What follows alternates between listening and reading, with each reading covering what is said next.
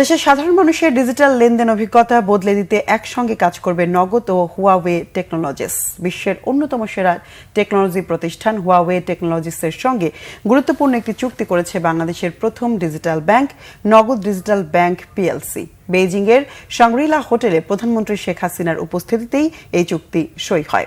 এই চুক্তির ফলে নগদ ডিজিটাল ব্যাংক ও নগদ মোবাইল আর্থিক সেবার বিদ্যমান সুবিধার সাথে যুক্ত হবে বিশ্বসেরা সব অত্যাধুনিক প্রযুক্তি। ফলে দেশের প্রথম ডিজিটাল ব্যাংকের গ্রাহক হিসেবে নগদের গ্রাহকেরা যে কোনো সময় যে কোনো স্থান থেকে আন্তর্জাতিক মানের লেনদেন সেবা উপভোগ করতে পারবেন।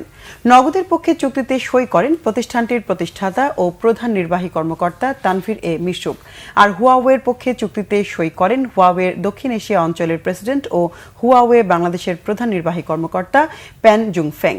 নগদ ডিজিটাল ব্যাংকের চেয়ারম্যান ফরিদ খান জানান, এখন থেকে বাংলাদেশের এমএফএস ও ডিজিটাল ব্যাংকের গ্রাহকেরা বিশ্বমানের সেবার অভিজ্ঞতা পাবেন। ফলে ডিজিটাল লেনদেন হবে আরও নিরাপদ, স্বাচ্ছন্দ্য ও সাশ্রয়ী।